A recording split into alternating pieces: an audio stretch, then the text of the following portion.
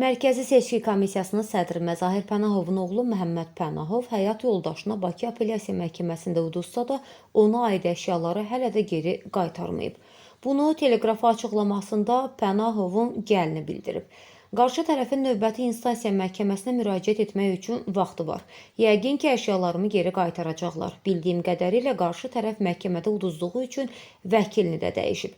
Həyat yoldaşından təhdidlər aldığı üçün onu telefonda əngəllədiyini bildirən Pənahova əlavə edib ki, ortada uşaq da yoxdur, mülk bölgüsüdür. Nə onların imarətini istəyirəm, nə də maşınlarını. Mən öz şəxsi əşyalarımı, qızıllarımı, cehizlərimi istəyirəm. Əşyalarım Bakıdadır. Məzahir Pənahov da bizim yaşadığımız villada, Amerikada, birgə yaşadığımız Los Angelesdə ancaq 2 çamadanım qalıb. Geyimləri də onlara hədiyyə edirəm. Heç olmasa qızıllarımı qaytarsınlar. Orada sadəcə onların mənə toyda hədiyyə etdikləri qızıllar deyil ki, mənim özümün, ailəmin də bağışladığı zinət əşyaları da var. Bu ailə oğrudur. Onlara mənim qızıllarım lazımdır. Məzahir Pənahovun milyonları, hər ölkədə imarətləri var.